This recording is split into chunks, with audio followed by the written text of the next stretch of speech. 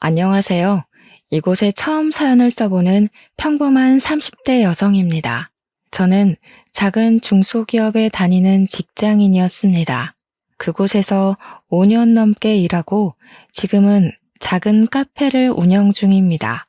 그곳을 왜 그만두게 되었는지, 저와 엄마에게 무슨 일이 있었는지 하소연하려고 이렇게 글을 올리게 되었습니다. 원수는 외나무 다리 위에서 만난다는 일이 있잖아요.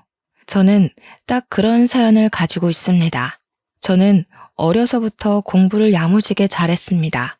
어릴 때 아빠가 돌아가셔서 엄마 혼자 저를 기르셔야 했기 때문에 친구들이 다니는 학원 과외 한번 못 다녀보고 공부를 해야 했습니다. 그래도 기본 머리가 좋아서인지 시험을 보면 잘 보곤 했죠. 대학까지는 장학금도 받고 잘 다녔는데 취업을 하려고 보니 스펙이 좀 딸리더라고요. 친구들은 어학 연수다 뭐다 하면서 다들 스펙을 쌓아가는데 저는 그럴 형편이 안 되었어요. 등록금은 장학금을 받았다고 해도 생활비는 제가 벌어 써야 했기 때문에 어려웠습니다. 대기업으로 서류를 넣을까 망설이다가 그냥 작은 중소기업에 지원하게 되었죠. 대기업만큼은 아니더라도 복지나 성과급 같은 곳에서는 별로 안 밀리는 곳으로 지원을 했습니다. 제가 일을 시작하니 엄마의 얼굴이 확 피는 게 보이더군요. 저는 참 잘 선택했다 생각을 했습니다. 회사에서도 제 능력을 높이 사서 저는 금방 회사에서 자리를 잡을 수 있었습니다. 작은 회사였기 때문에 사장님 눈에 들어 저를 참 예뻐해 주셨죠. 사장님은 저에게 전반적인 회사 일을 맡기시곤 했어요. 회사 임원들이나 하는 일들을 맡아 하면서 저에 대한 기대가 크다고 허허허 웃으시곤 하셨죠. 저희 사장님은 참 인상이 좋으셨어요. 보통 중년이라고 가지고 있는 똥배도 안 가지실 정도로 자기 관리에 철저하게 관리를 하셨기 때문에 저도 사장님이 참 대단하고 멋진 분이라고 생각했습니다. 나중에 저도 중년이 되면 그렇게 늙어야겠다는 생각을 했으니까요. 자기 개발도 철저하시고 직원들에게도 그런 것을 적극적으로 권하시곤 했어요. 계절마다 사람들을 초청해서 자기 개발 강의를 들려주고 배우고 싶은 사람은 신청만 하면 원하는 공부를 시켜주는 등 정말 지원 복지에도 많은 노력을 기울이시는 분이셨죠. 저희는 작은 회사지만 튼튼한 회사, 깨끗한 회사를 만들자는 그분의 뜻에 따라 열심히 일했습니다. 저희는 내열 소재의 불연성 플라스틱을 개발하고 그것을 제품으로 만드는 일을 했는데 요즘 건축 자재의 화재로 많은 사람이 다치고 죽잖아요. 불연성 플라스틱을 건축 자재로 이용하려는 개발을 준비 중이었습니다. 당시에는 국내에는 그런 기술이 많이 부족했기 때문에 대부분 일본에서 수입하고 있었거든요. 미래 시장 가치도 높고 실용만 된다면은 정말 편리하고 가벼우면서 사람들을 안전하게 하는 제품이 될 거라고 많은 기대를 했죠. 그래서 많은 직원은 목표의식과 뚜렷한 의지를 갖추고 회사를 위해 일을 했답니다. 저도 그중 한 명이었고요. 그렇게 열심히 일하는 도중에 사장님께서 자기 아들을 소개해 주겠다고 하시는 겁니다. 당시 저는 아직 집안도 안정되지 못했고 사장님 아들이라니 부담이 되기도 했어요. 아직 만나보지는 못했지만 저와는 일단 결이 다른 사람이라고 생각했거든요. 그런데 우연히 아버지 회사를 찾은 사장 아들이 저를 보고 들이대기 시작했어요. 어머님 심부름으로 물건을 전해주러 왔는데 사장님께서 자리를 비우시면서 저에게 받아놓으라고 했거든요. 사무실 안으로 들어온 그는 처음 보는 저의 얼굴을 유심히 보더니 쇼핑백을 건네주었습니다. 몇 살이에요? 여기서 오래 일했나요? 처음 보는 것 같은데. 왜 그동안 못 봤지?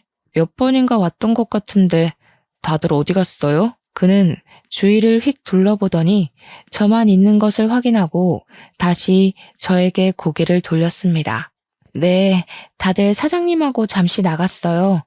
저는 사장님께서 아드님이 온다고 물건 좀 받아놓으라고 시키셔서 남아 있었습니다. 여기 일한 지는 3년 정도 되었는데요. 저도 아드님은 처음 뵙네요. 그는 눈썹을 치켜뜨더니 고개를 끄덕이더라고요. 근데 왜 나이는 말 안 해줘요? 제가 물어봤는데.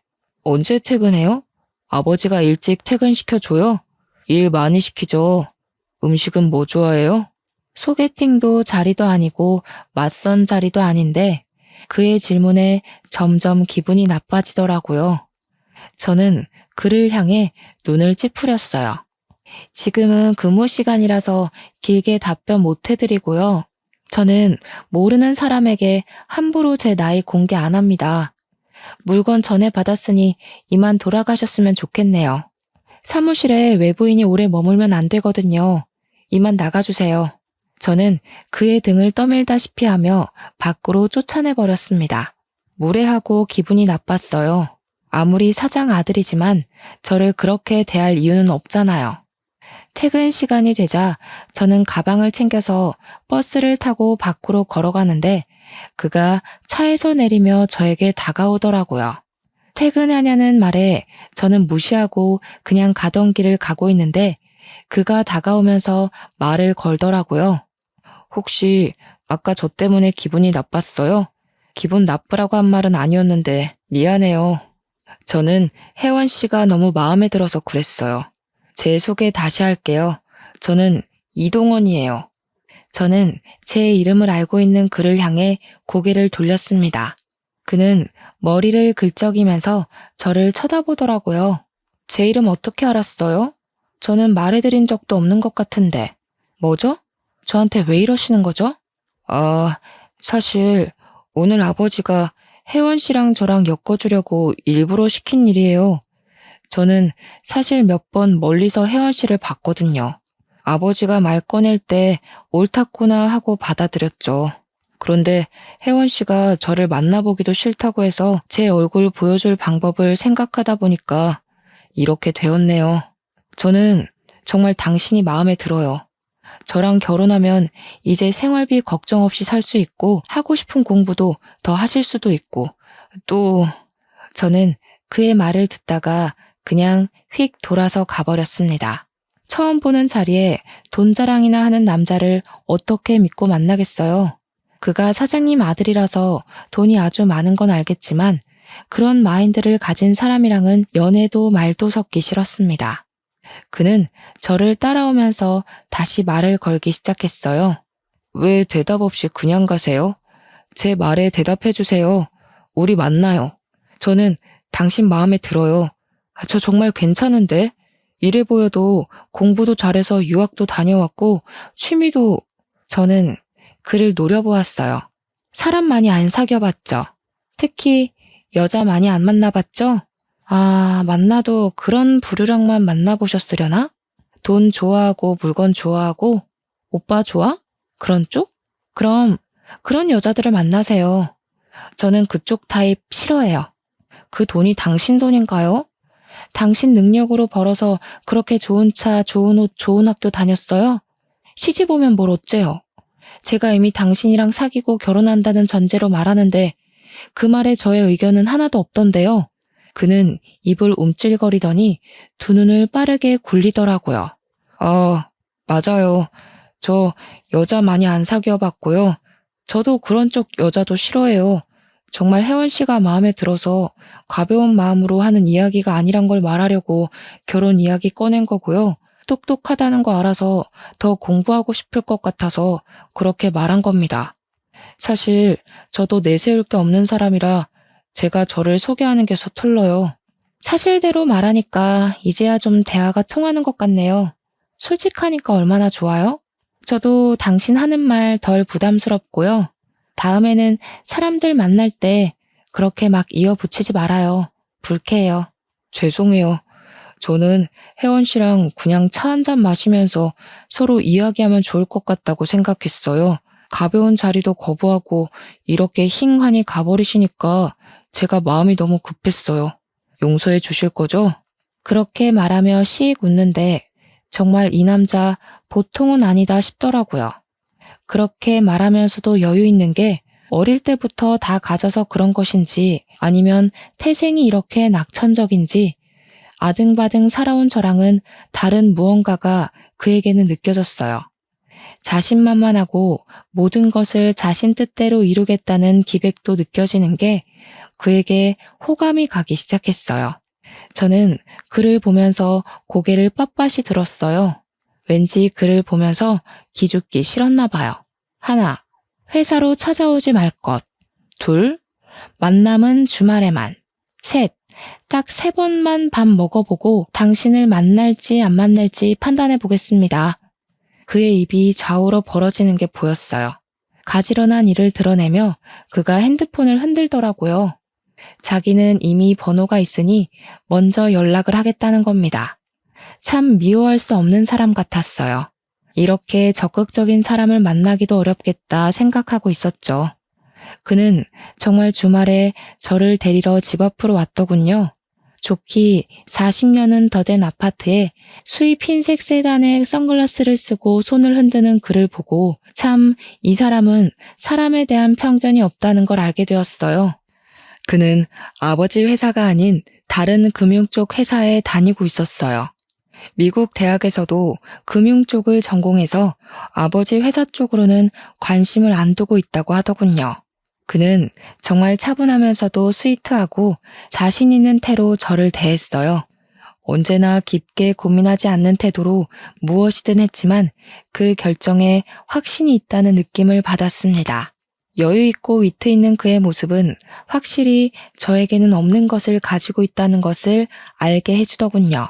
저에게 없는 그런 매력에 그에게 끌렸을까요? 저는 3번만 밥 먹고 정한다고 했지만 주말마다 꼬박꼬박 찾아오는 그를 계속 만나고 있었습니다. 그렇게 1년 정도 그를 만나고 있을 때 사장님은 정말 저를 며느리감으로 생각하셨는지 회사에서도 부르는 호칭이 누구누구 씨에서 혜원아 또는 아가라고 바꿔 부르시기 시작했어요. 회사 사람들도 제가 사장 아들을 만나고 있다는 것을 모르는 사람이 없을 정도였으니 그런가 보다 하려고 해도 저는 왠지 그 사람과의 미래가 머릿속에서 그려지지 않았습니다. 자란 환경이 달라서 그런 것인지 아니면 제가 너무 현실적인 사람이라서 그런 것인지 알 수가 없었어요. 그도 그게 느꼈는지 저에게 더욱 잘하려고 하는 게 느껴졌죠. 먹는 것도 둘이 데이트하는 장소도 꼭 저의 의견을 물어보고 정했습니다. 저에게 최선을 다했지만 결혼 이야기만 나오면 저는 그 상황을 회피했습니다. 우리 벌써 1년이나 만났는데 결혼은 언제 할 거야? 나 당신이랑 한 집에서 살고 싶은데 당신 닮은 딸 하나, 나 닮은 아들 하나 어때? 우리 이제 그만 결혼할까? 그의 말에 저는 말을 하지 못했습니다. 확신이 서지 않는 결혼을 선뜻 받아들일 용기란 없었거든요. 결혼은 조금 더 있다가 생각하자. 우리 겨우 1년 만났어. 그것도 주말에만. 그렇게 생각하면 별로 얼굴 본 것 같지도 않고 또 아직 엄마 혼자 계시는 것도 걱정도 되고 난 아직 하고 싶은 것도 많은데 결혼하면 못하게 되니까. 그의 얼굴을 보자 실망한 표정을 감추지 못하고 입술을 깨물더라고요. 그 순간은 미안했지만 그래도 저는 제 의견을 확실히 표현해야 한다고 생각했어요. 날 사랑하긴 하는 거지? 그냥 심심해서 만난다거나 그러는 건 아니지? 나는 정말 당신에게 진지해. 내 인생을 걸 정도로 당신을 사랑한다고. 결혼은 뭐 더 있다가 해도 되지만 가끔 당신이 나를 사랑하는지는 의심이 들 때도 있어. 우리 정말 사랑하는 거 맞지, 혜원아? 그럼 내가 사랑하지도 않는 사람을 1년씩이나 만나고 있다고 생각하는 거야? 내가 그런 가벼운 사람으로 보여? 단지 아직 결혼에 대해 확신이 안 설 뿐이야. 나에게 조금 더 시간을 줄 수 없을까? 그는 고개를 끄덕였습니다. 사랑한다니 그도 기다릴 수밖에 없었을 겁니다. 그에게는 정말 미안했지만 그렇게 얼렁뚱땅 결혼이라는 중대사를 결정하기는 싫었습니다. 하지만 그보다 저희 엄마가 결혼에 더 성화였습니다. 그의 싹싹하고 예의도 바르고 자신감 넘치는 모습에 엄마는 무척이나 마음에 들어 하셨거든요. 그는 엄마를 잘 챙기면서도 엄마도 그를 아들처럼 여기고 예뻐했습니다. 너 정말 동원이한테 그러면 안 돼. 너한테 얼마나 잘하니? 그런데도 그렇게 애를 태우니? 어디서 그런 남자를 만날 수 있긴 한데. 인물 좋아, 학벌 좋아, 거기도 집도 좋아. 그것만도 감사한데 성격은 얼마나 좋으냐? 요즘 남자애들 수십 트럭을 데려다 놔도 동원이같이 좋은 애는 못 봤다.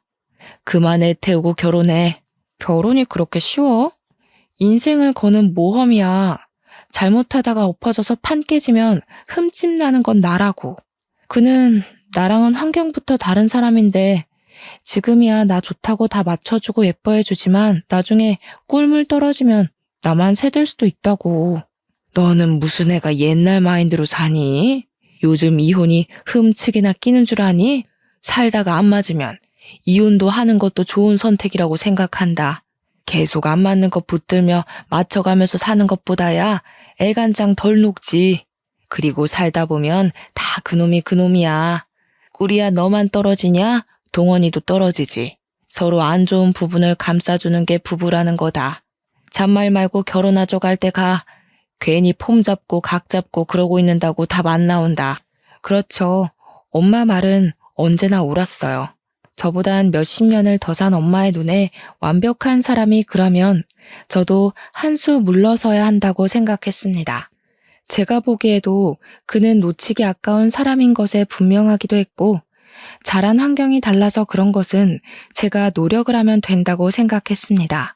주말에 그를 만나면 저는 결혼을 하자고 말할 생각이었습니다. 그는 커피를 마시다가 결혼을 하자는 말을 듣고서는 커피잔을 테이블 위에 엎질렀습니다. 제가 가방에서 휴지를 뽑아서 지금 뭐 하는 거야? 커피 흘린 거 안 보여? 안 차가워? 동원 씨, 바지가 다 젖었어. 갑자기 그가 저를 끌어안는 겁니다. 우리 정말 결혼하는 거야? 진짜로 결혼하는 거야? 꿈 아니지? 현실이지? 잠시만, 내 핸드폰 어디 있지? 결혼하려면 식장 먼저 잡아야 하나? 아니면 집을 구해야 하나? 아니지. 먼저 키스를 해야 하는 거지? 저는 그를 밀치며 노려보았어요. 저렇게도 좋을까? 평소에는 장난기보단 진중한 사람이 저런 말도 다 하는구나 싶었어요. 그리고 정말 그 많은 사람 앞에서 저에게 입술을 붙였습니다. 사랑한다, 잘해줄게, 온갖 달콤한 말을 꺼내더니 제 손을 잡고 카페를 나오는 겁니다. 당장 부모님께 인사를 하고 결혼을 하자고요. 얼마나 기다렸을까 미안한 마음이 들었습니다.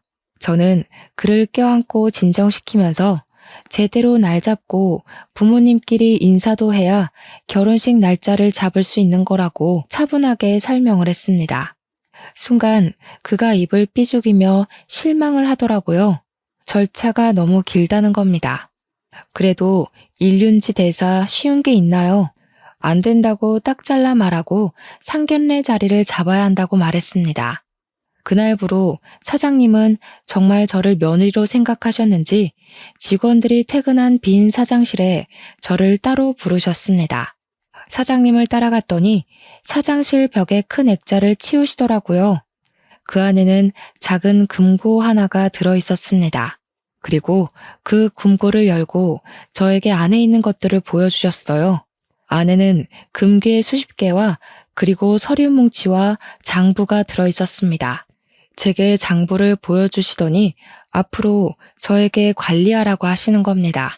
아들은 이 일에 관심도 없고 하기 싫어하니 회사 일도 잘하고 성실한 저를 며느리감으로 삼았다고 말입니다.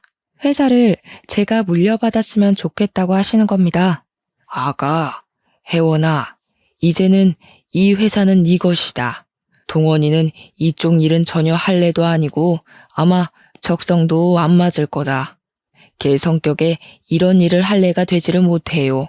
그러니 앞으로 너는 나한테 잘 배워서 이 일을 계속하면 되는 거야.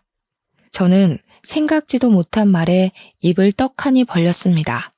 장부를 넘겨보니 제가 보던 장부와 조금 차이가 있었습니다. 거래 내역이나 수량 같은 게 달랐습니다. 한마디로 분식회계였습니다. 저는 이것을 보고 두 눈을 크게 뜨자 사장님이 제 손을 살포시 잡는 겁니다. 놀란 거 다 안다. 그래, 놀랐을 것이다. 보던 거랑 조금 다르지? 하지만 이게 현실이다. 사람들은 다 원래 이런 거야. 실제를 부풀리고 없는 것을 만들어내고 다 그렇게 사는 거지. 그러니 죄를 짓는다 생각하지 말고 하면 돼 그럼. 그게 진실이 되는 거란다. 저는 자료를 넘겨보며 입술을 바짝 깨물었습니다. 저희가 만들고 있는 불연성 플라스틱은 가짜였습니다. 실험을 조작하고 그럴듯하게 보이게 하고 재료를 수입해와서 사용하는 겉으로만 번지르르한 가짜. 그것을 실험에 통과시키고 이게 유통이 된다면 사람들은 이것을 진짜처럼 사용하게 되는 겁니다. 하지만 바로 내색은 하지 못하고 그대로 다시 장부를 안으로 밀어 넣었습니다. 이제 너에게 나의 비밀을 말하는 것은 네가 우리의 식구가 됐기 때문이다. 그리고 정말 내 뒤를 이을 아이라는 것을 알기 때문이야. 내가 세우고 지켜온 회사를 너와 함께 할 수 있다니 기쁘구나. 저는 아무 말 못하고 고개만 끄덕이다가 사장실을 빠져나왔습니다. 그동안 사람들을 이롭게 하는 일을 한다고 생각했는데 저는 많은 사람을 속이는 회사에서 일하고 있었던 거죠. 참을 수 없는 회의감이 밀려 들어오면서 저것을 세상에 말을 해야 하는지 아니면 사랑하는 사람을 지켜야 하는지 갈피를 못 잡게 되었습니다. 사람들을 생각하면 공개하는 게 맞았겠지만 그 사람들을 생각하면 덮는 게 맞았으니까요. 그래도 그는 저와 인생을 걸겠다고 맹세했고 저 또한 그를 내 사람으로 받아들였으니 그에게는 말을 해야겠다고 생각했습니다. 역시 그랬구나. 조금은 이상하다 싶었어. 아버지가 하는 일에 살짝 의심이 전부터 들기는 했거든. 아직까지 국내 기술로 그걸 만들기는 힘드니까. 그 기술적으로 일본이 최고이기도 한데 그것을 뛰어넘는 연구 성과를 냈다고 말했었으니까. 눈치를 채고 있었던 거야? 그럼 왜 이제껏 말을 안 한 거야? 아버님께 그러면 안 된다고, 많은 사람이 다친다고 말 한마디 할 수 있는 거 아니야? 난 의심만 할 뿐 확증을 가진 게 없잖아. 그쪽에 대해 잘 알지도 못하고 내가 아는 건 기술력 가지고 금융의 흐름을 보는 것뿐인데 무얼 가지고 말해? 아버지가 나에게 회사 일에 대해서는 잘 말씀도 안 하셔. 그럼 어떻게 하지? 난 정말 내가 그런 사기를 치고 있을 거라고 생각하지도 못했어. 많은 사람들 이롭게 하는 기술을 내가 회사에서 일한다고 생각했는데 그게 모두 거짓말이었다니. 당신 생각하면 묻어야 하는데 내 양심이 그걸 허락을 못하겠고. 완전 가짜는 아닌 거잖아. 어느 정도 진척은 있었고 내연성 기술 미달이긴 하지만 기존보다는 확실히 많이 개선됐으니까. 하지만 일본보다 기술이 떨어질 뿐이니까. 그리고 당신이 그런 마인드로 회사를 물려받고 그때는 정말 그 기술을 만들고 그것이 현실이 되도록 운영하면 되지 않을까? 아버지랑 다르게 회사를 운영하면 되잖아. 그의 말에 저는 입술을 꽉 씹었습니다. 그의 말대로 정말 없는 기술은 아니었고 기준 미달의 기술.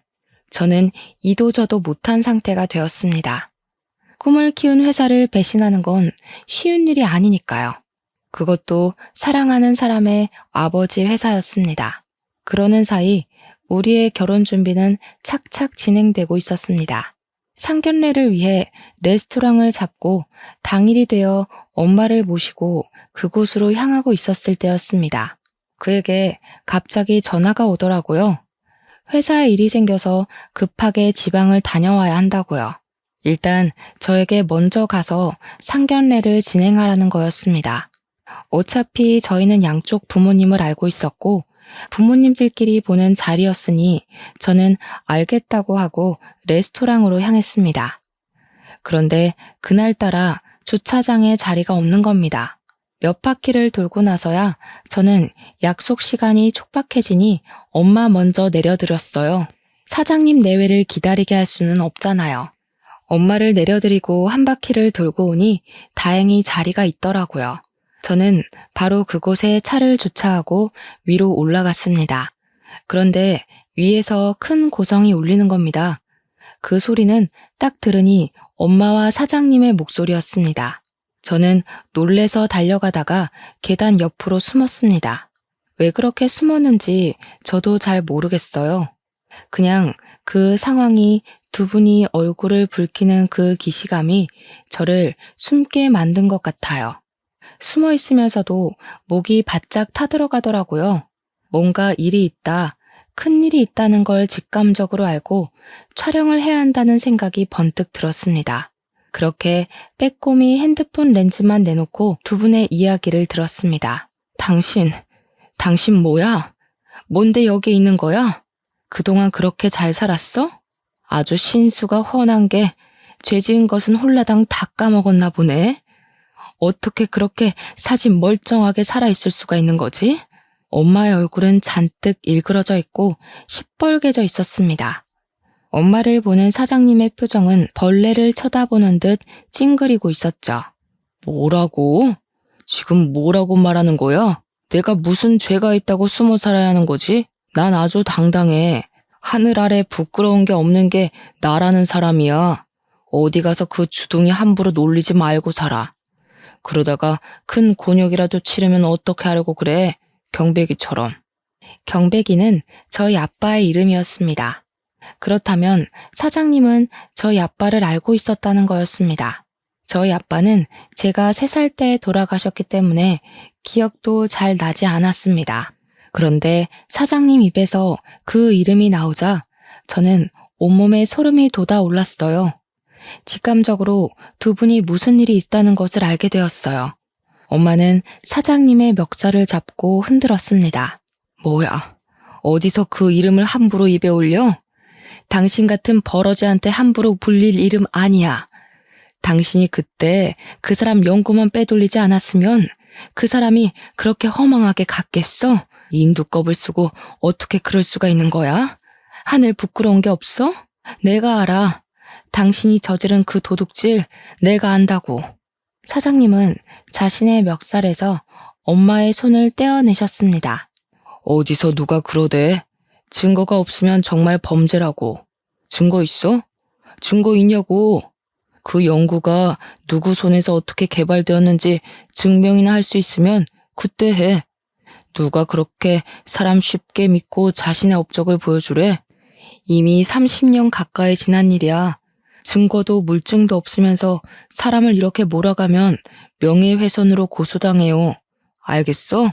남은 자식이라도 잘 간수해야지. 딸 지혜 잘 지내고 있지? 지금쯤 몇 살이려나? 그러자 엄마는 사장님의 뺨을 쳤습니다. 어디서 그의 이름을 입 밖으로 꺼내? 내가 남편 잃고 뱃속에 둘째까지 잃고서 매일같이 빌었어. 당신 죽여달라고. 당신 차지를 비틀어달라고. 하늘도 참 무심하시지. 착한 사람은 걷어가고 이렇게 버러지만도 못한 것은 잘 돌아다니는 게. 아니, 귀신도 더러워서 안 데려간다는 건가? 사장님은 엄마에게 시뻘건 얼굴을 들이미셨어요. 재수씨, 그냥 이대로 살다가 늙어 죽어. 왜 그렇게 전전긍긍하고 살아? 지나간 일 다 잊어버리면 그만이잖아. 왜 그 새끼를 못 잊어서 이렇게 살아? 그 얼굴이었으면 시집을 가도 10번을 더 갔겠구만. 청승 그만 떨고 남은 자식이나 건사 잘하고 살아. 어? 계속 그 일 입에 담으면 내가 당신도 딸도 어떻게 할지 몰라서 그래. 알겠어? 저는 손발이 덜덜 떨려왔습니다. 엄마에게 아빠가 연구원으로 일하시다가 작은 회사를 세웠다고 들었습니다. 미생물을 이용한 당시로서는 혁신적인 비료법을 개발 중이셨다고 합니다. 그 개발은 성공적으로 이루어졌고 거의 완성 단계에 이르렀습니다. 아빠는 사회를 세우면서 친한 친구로 회사를 불러들이셨다고 하네요. 연구원으로 고용을 하신 거죠. 그런데 그 친구가 그 기술을 빼돌려 본인이 완성 후 특허 신청을 내버렸답니다.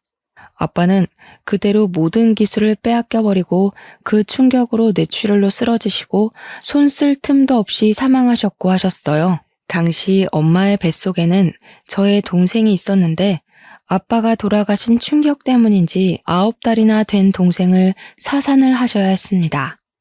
저의 이름은 원래 지혜였습니다. 할머니께서 아버지가 돌아가시고 동생마저 잃어버리자 저에 대한 액막이라고 하시면서 회원으로 개명을 시켜주셨죠. 모든 것을 촬영하고 저는 다시 조용히 밖으로 빠져나갔어요. 도저히 그 안으로 들어갈 수가 없었어요. 아빠가 죽인 사람이 제가 사랑하는 사람의 아버지라는 사실을 어떻게 이해해야 하는 걸까요? 차로 돌아와 차를 살짝 벽에 받았습니다. 그리고 엄마에게 전화를 걸었습니다. 손이 벌벌 떨렸지만 꾹 참고 말을 이어놨어요. 정말 힘든 일이었죠. 엄마 어쩌지? 나 아직도 운전이 너무 미숙한가 봐. 주차하다가 벽에 실수로 박아버렸어. 보험회사 불러야겠는데 아무래도 오늘 상견례는 다음에 미뤄야 할 것 같아. 내가 동원 씨한테 전화할게. 그냥 밖으로 나올래? 엄마는 제 말에 깊은 숨을 내쉬더라고요. 우셨는지 목소리도 가늘게 떨고 계셨습니다. 어머, 너는 괜찮은 거야? 어쩌다가 그랬어? 아유, 너만 무사하면 된다. 사람이 중요하지 차가 중요하겠니? 그래, 자식들이 없는데 어른들끼리 앉아서 뭐 하겠니? 다음에 좋은 날, 운수 좋은 날 잡자. 오늘은 아무래도 날이 아닌가 봐. 좋은 날 보자. 순간 울컥했습니다. 심장이 쪼그라들더라고요. 제가 그를 사랑하지 않았으면 엄마는 그런 비극을 다시 떠올리지 않아도 되지 않았을까? 내가 그 회사를 가지 않았으면 우리는 만나지 않고 살 수 있었을까 하는 생각 말입니다. 엄마가 나오자 엄마를 태우고 집으로 모셔다 드렸습니다. 그리고 회사로 향했습니다. 엄마의 말이 사실이든 아니든 중요한 건 사람은 세월로도 변하지 않는다는 거겠죠. 천사의 탈을 쓴 악마를 저는 고발하기로 했습니다. 아무도 없는 빈 사장실로 들어가 액자를 내려 비밀 금고의 문을 열고 안의 서류들을 핸드폰으로 찍었습니다. 막 사진을 다 찍었을 때 그에게 전화가 오더군요. 혜원아, 어떻게 된 거야? 어머님 상견례 자리에 안 나오셨다는데 혹시 무슨 일이라도 있는 거야? 무슨 일인데 연락도 없이 자리에 안 나온 거야? 저는 그의 목소리를 들으며 흐르는 눈물을 닦고 금고의 문을 닫고 액자를 걸어두었습니다. 동원 씨, 언제 와? 나 지금 동원 씨 좀 보고 싶은데. 나 당신한테 중요한 할 이야기가 있어. 우리 두 사람의 미래에 대해서 진지하게 다시 생각을 해봐야 할 것 같은데 언제쯤 도착해? 그는 순간 꿀먹은 벙어리가 되어버린 듯 아무 말을 못하고 있었어요. 그도 놀랐겠죠.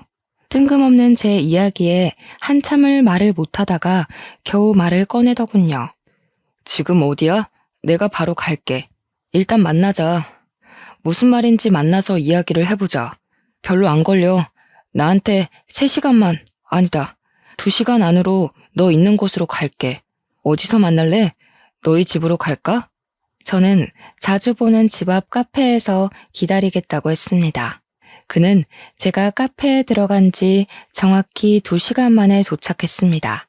얼마나 급하게 왔는지 얼굴이 잔뜩 붉어진 채로 안으로 뛰어 들어오더라고요. 그는 자리에 앉지도 않고 저의 얼굴을 뚫어져라 바라보았습니다. 뭐야? 울었어? 얼굴이 왜 그 모양이야? 무슨 일이라도 있었어? 혜원아, 말 좀 해봐.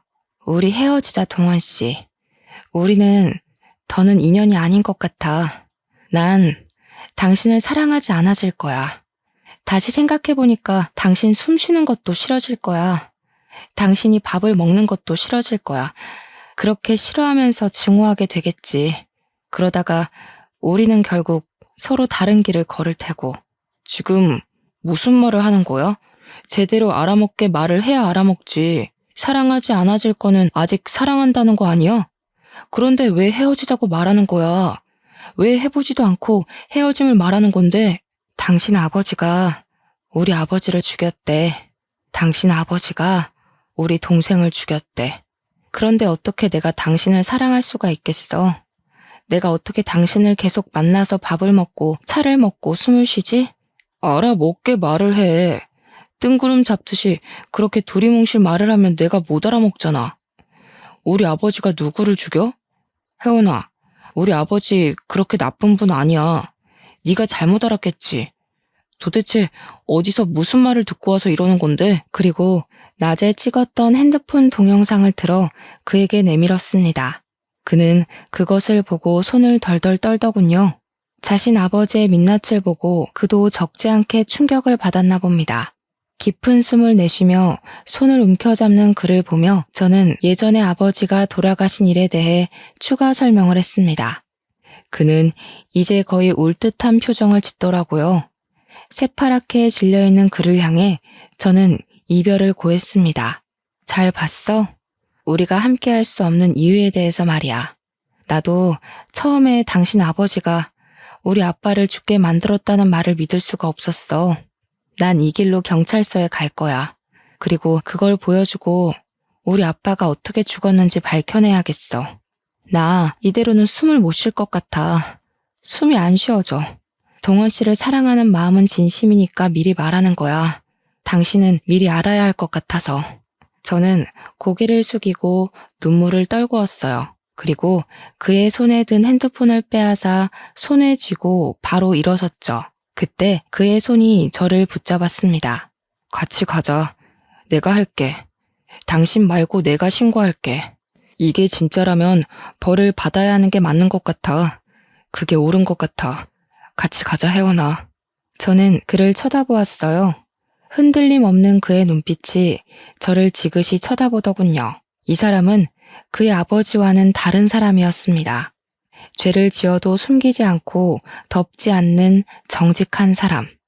하지만 어떻게 자신 아버지의 죄를 밝히라고 등을 떠밀 수 있을까요? 천벌을 받고 씹어먹어도 모자랄 사람이지만 그래도 저는 이 사람을 사랑하는 걸요. 그의 손에서 손을 비틀어 빼냈습니다. 아니야. 어떻게 그렇게 해. 난 못해, 동원 씨. 당신한테 그렇게 하고 싶지 않아. 나에게는 원수지만 당신한테는 하나밖에 없는 아버지잖아. 자식이 부모한테 그러면 안 되는 거잖아. 내가 해. 그러니까 동원 씨는 빠져. 아버지라도 죄를 지었으면 벌을 받는 게 맞아. 이렇게 내가 손 놓고 있다면 나도 얼굴을 못 들고 다니지. 괜찮아. 그건 내가 감당할 내 업보인 거야. 가자. 같이 가는 게 맞는 것 같아. 그의 손에 이끌려 저는 카페를 나오며 분식 회계도 터트릴 거라고 소리쳤습니다. 그가 뒤를 돌아보며 깊은 한숨을 내쉬며 옅은 미소를 짓더군요. 그의 대답은 죄를 지었으면 벌을 받아야지였습니다. 경찰서로 운전을 하며 그는 저에게 말을 하더군요. 예전 같으면 말이야. 이런 건 그냥 흔한 일이라고 생각했을지도 모르겠어. 그냥 사람들은 다 숨기고 감추고 사니까. 그런데 당신을 만나고 그러면 안 되겠다 생각이 들더라. 뭐든지 당당하게 솔직하게 그게 너무 멋져 보였어. 나는 항상 남에게 주어진 걸 받고 살아서 자신감 있는 척 했는데 당신은 항상 그냥 당당하더라고. 그게 진짜 당당한 건데. 부끄럼 없이 숨김 없이 나도 그렇게 살고 싶어, 혜원아. 저는 그에게 아무 말도 하지 않았습니다. 아마 저희는 서로 가지지 못한 것에 끌려 이 자리까지 왔을지도 모르겠다는 생각이 들더군요. 그는 스스로 제 핸드폰을 빼앗아 경찰에 제출했습니다. 저는 옆에서 그 모습을 지켜만 보았습니다. 아버지 목에 칼을 꽂는 모습을 그저 덩그러니 지켜봤어요. 다음날 회사에서 일하고 있는데 검찰들이 상자를 들고 우르르 몰려왔습니다. 이정만 씨, 당신의 회사에 분식 회계가 있다는 정황이 포착되었다는 신고가 들어왔습니다. 연구 성과도 비리에 포함되었더군요. 당신을 긴급 소환하고 증거를 압수하겠습니다. 하나도 빼놓지 말고 다 담아. 아, 저 액자 띄워봐. 뭐 하는 거야? 분식 회계라니. 안 돼. 거기는 안 돼. 손대지 마. 누구야? 대체 누가 신고를 한 거야? 누구야? 누가 나를? 사장의 눈이 순간 저와 마주치자 울긋불긋해지면서 저에게 다가오시더군요. 저의 어깨를 잡고 흔드는 게 아니겠어요? 설마, 아가, 혜원이 너는 아니지? 너는 내 식구잖아. 이 회사를 내가 너에게 준다고 했는데 네가 이 회사를 망치는 건 하지 않았을 거 아니야. 그렇지? 말린 말 안 해? 말하라고. 제가 그랬어요, 아버지. 혜원이가 넌지시 말을 하는데 제가 그냥 있을 수가 없더라고요. 비리에 쌓인 아버지 회사를 보세요. 정말 이 회사를 사랑하신 거 맞아요? 이렇게 쓰레기 냄새가 진동하는 데서 회사 운영을 하시려고요? 제발 부끄럽지 않게 살아요, 아버지. 뭐라고? 동원이 네가 나를 신고했다는 말이냐? 말도 안 돼. 어떻게 자식이 아버지한테 이런 짓을 할 수 있는 거냐? 그게 자식이 할 짓이야? 쓰레기 냄새가 진동해. 그렇게 안 하는 사람 있으면 나와봐라. 그래, 다 그렇게 사는 거야. 이 세상에 깨끗한 놈 있으면 나와보라고 하라고. 저희 아버지요. 유자, 경자, 백자. 저희 아버지는 참 깨끗하게 살아오셨죠. 친구한테 배신당하기 전까지는요. 제가 할 수 있는 복수는 이게 한계라는 게 참 아쉬워요. 당신 손에 두 사람이 목숨을 잃었는데 그 죗값으로 감옥이라니. 너무 불공평하네요. 사장님의 두 눈이 동그래지더라고요. 저를 보며 손가락을 들어 올려 삿대질을 하시더군요. 경백이 따른 지혜인데 이제 보니 닮았구나. 경백이랑 눈매며 그 대쪽 같은 성격이며 내가 그 녀석을 못 알아볼 리가 없는데. 사장님은 넋이 나간 상태로 목덜미를 붙잡더니 주저앉았습니다. 그리고 검찰들에게 양손이 붙잡힌 채로 밖으로 나갔습니다. 저는 서러움이 한꺼번에 몰려와 주저앉아 울음을 터뜨렸습니다. 그가 저의 어깨를 두들기며 다독이더군요. 미연, 아버님에게 특허를 돌려드리고 싶었는데 이미 공소시효가 지나버렸대. 그리고 이미 아버지가 팔아버려서 소유권도 되찾지 못했어. 내가 할 수 있는 일은 이거밖에 없어서 미안해. 당신을 붙잡고 싶은데 이렇게 아버지를 버려서라도 당신을 얻고 싶은데 나 참 못났다. 그치? 저는 아무 말 없이 그의 얼굴을 보다가 자리에서 일어났어요. 그때 그의 어머님이 어떻게 아셨는지 헐레벌떡 들어오시더라고요. 대강의 내용을 아들에게 들으시고 저의 손을 꽉 잡으시더군요. 어머 세상에, 네가 경백 씨 딸이야? 그랬구나.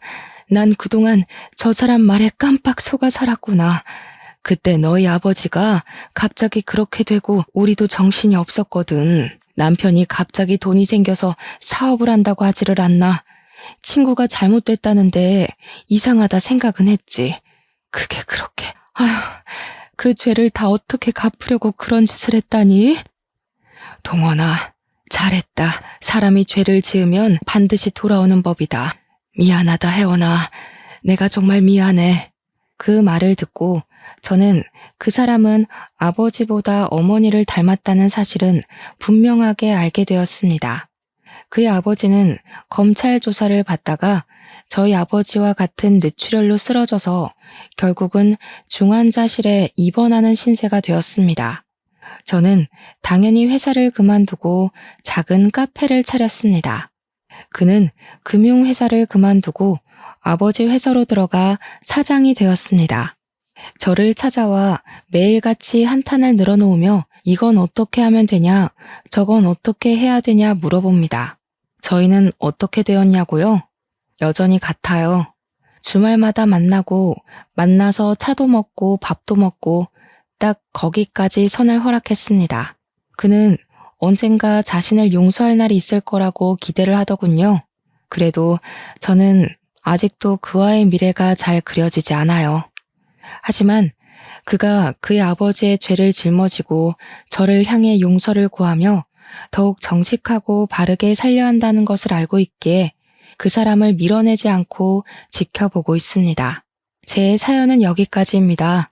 이렇게 속을 풀어놓으니 마음속에 쌓인 한이 조금은 풀리는 것 같습니다.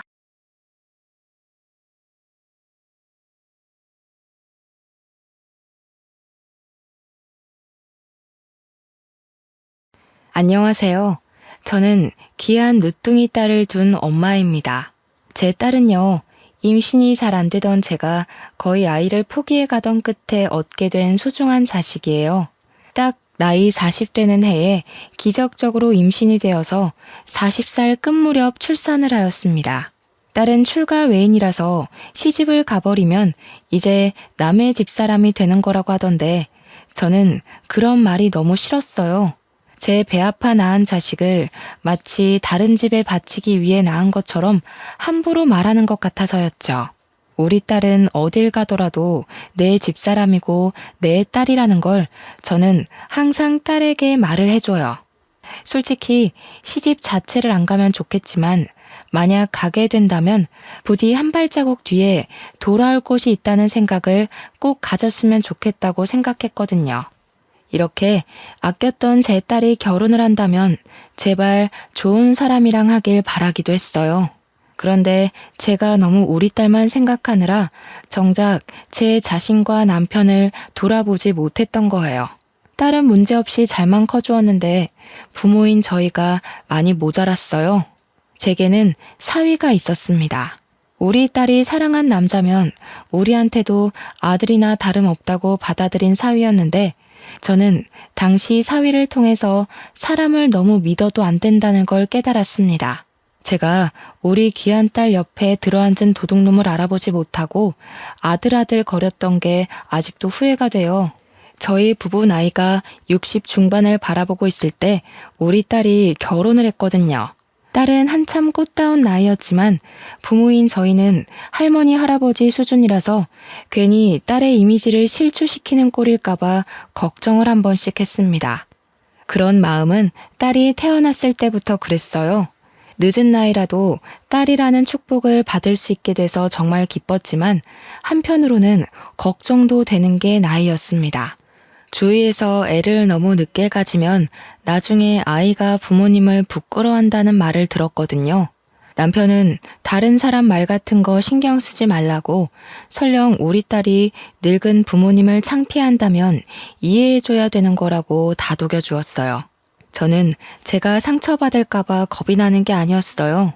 우리 딸도 젊은 부모님이랑 어울리고 싶을 텐데 그것 때문에 혹시 친구들한테 놀림이라도 받을까봐 그런 게 걱정이었습니다. 하지만 아이는 제 걱정이 무색할 정도로 정말 건강하고 밝게 자라주었어요. 저희를 부끄러워할지도 모른다는 걱정을 했던 게 오히려 더 창피할 만큼 딸이 저희를 정말 끼고 살았습니다.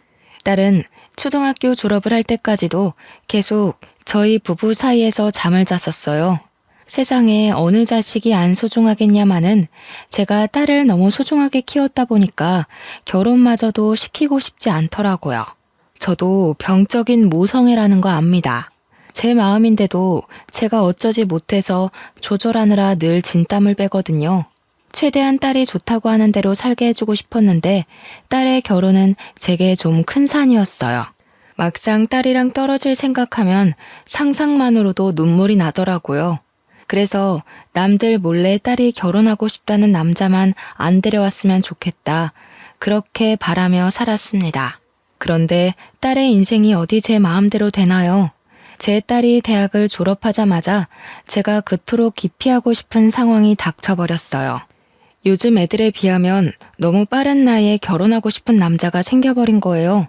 딸이 행복해하면서 무작정 소개해준 청년은 풍채가 좋고 수더분하게 생긴 사람이었습니다. 곰돌이상처럼 생겼는데 솔직히 첫인상으로 봤을 때는 우리 딸이 좀 더 아까웠어요.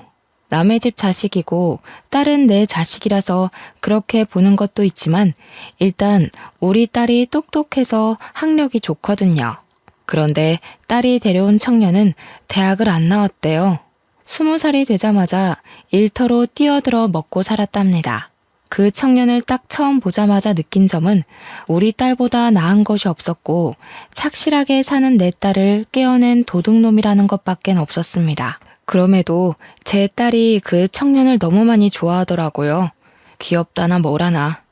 그래서 계속 집에 데려오는 걸 내버려두고 있었는데 신기하게도 딸이 귀엽다 착하다 하도 칭찬을 해대니까 저까지 그렇게 보이기 시작하는 거 아니겠습니까? 그 청년한테서 첫 만남 때만으로는 알 수 없었던 장점들이 시간 갈수록 속속들이 나타나더라고요. 에이, 우리 장모님 또 혼자 무거운 거 들려고 하시네. 돌쇠 같은 사위 두고 왜 계속 잡일을 하려고 하세요? 가서 앉아 계시면 제가 장모님 있는 곳으로 대령해 드리겠습니다. 요즘 젊은 사람들은 늙은이들이랑 어울리기 귀찮고 할 일이 바빠서 남일에 간섭도 잘 안 한다고 알고 있어요. 그런데 이 청년은 자기를 사위라고 지칭하고 저를 장모라고 불러주면서 집안의 굳은 일을 전부 도맡아 해줄 뿐더러 애교가 엄청 많더라고요. 우리 딸만으로도 웃을 일이 많은데 난생 처음으로 남의 자식 때문에 하하 웃어보기도 했습니다. 이처럼 제가 결혼을 허락했던 건 사위 성격이 너무너무 좋았기 때문이었어요. 사위의 다른 것이 전혀 안 보일 정도로 오로지 성격에만 매료가 되어버린 거죠. 그리고 이건 좀 나중에 들은 사실인데 사위가 우리 딸을 굶기지 않을 정도로 재력이 충분한 사람이더라고요. 가난한 사위라면 우리 딸이 같이 등골 빠지게 고생을 해야 되잖아요. 이왕 결혼하는 거 잘 사는 놈이랑 했으면 했는데 우리 사위가 딱 그 짝인 게 아니겠습니까? 그리고 무엇보다 제가 100점짜리 사위라고 생각했던 건 사위 사정을 들어보니 사위한테는 부모님이 안 계시는 것 같더라고요. 어릴 적 안 좋은 사고로 일찍 돌아가셨다고 했습니다. 그 사실이 너무 안타깝고 마음이 쓰였지만 다른 마음으로는 살짝 안심이 되었어요. 우리 딸이 시집살이로 고생하는 건 제가 절대 못 보거든요. 아마 사돈댁이 없어서 제가 사위를 더 따뜻한 마음으로 품지 않았나 싶습니다. 그리고 사위가 우리 남편한테 크게 점수를 따인 부분이 있는데요. 사위가 하는 일이 바로 골프장 사업이더라고요. 제 남편이 마침 골프광이라 부를 정도로 골프에 빠져 있는 사람입니다. 그런 상황에서 사위 사업장이 그렇다고 하니까 사위를 바라보는 남편 눈이 완전 빛이 나더라고요. 언제든지 말씀하세요, 장인어른. 제가 모시겠습니다. 제가 카운터에 장인어른 등록해 놓을게요. 장인어른 이제부터 공짜로 골프 치시는 거예요? 참, 이번에 장비도 바꿔보시는 게 어때요? 제가 이미 하나 마련해둬서 거절하시면 골프채가 주인 잃습니다. 엄마야, 세상에. 어디서 이런 복덩이가 들어왔을까? 복덩이도 아니지. 완전 금덩이 수준이야, 금덩이. 역시 우리 딸이 보는 눈까지 이 애비를 닮아서는 신랑감 하나 잘 골라왔다. 아직 결혼한 것도 아닌데 사위는 저희한테 이미 사위나 다름없는 사람이었어요. 저희 집을 드나드는 것도 제법 자연스러워졌고 2달 정도 지났을 때는 저희 집에서 저녁을 먹고 가곤 했어요. 저는 우리 딸이 시집살이 안 하게 된 것처럼 사위한테도 처가살이 따위 모르게 하고 싶어서 올 때마다 잘해줬습니다. 그렇게 제 딸 결혼식이 임박할 동안 우리는 벌써 한 식구가 되어 있었죠. 결혼식 당일 막상 사돈 자리가 텅 빈 걸 직접 보니까 괜히 제가 마음이 안 좋더라고요. 사위도 결혼식 때는 마음이 싱숭생숭할 텐데 사위 기분도 걱정이 되었고요. 많은 사람들 앞이라고 속없이 싱글벙글 웃으면서 제 딸 손을 넘겨받는 사위를 보니 마음이 참 찡했습니다. 그런 사위를 보면서 저는 사위에게 엄마 같은 장모가 되어주겠다고 혼자 다짐을 했어요. 결혼식을 끝내고 애들은 따로 분가를 하였습니다. 그때가 되어서야 딸을 보낸다는 기분이 실감나더군요. 그렇다 하더라도 애들이 우리 집을 자기 집처럼 자주 찾아줘서 생각보다 쓸쓸하진 않더라고요. 사위가 좋은 사람인 걸 알고 있다 보니까 딸을 보낸 게 안심도 되었고요. 그런데요, 한 6개월 정도 지났을 때쯤이었어요. 딸이랑 사위랑 같이 저녁 식사를 하고 있는데 갑자기 애들이 황당한 소리를 하더라고요. 뜬금없이 합가를 하겠다고 하는 거 아니겠습니까?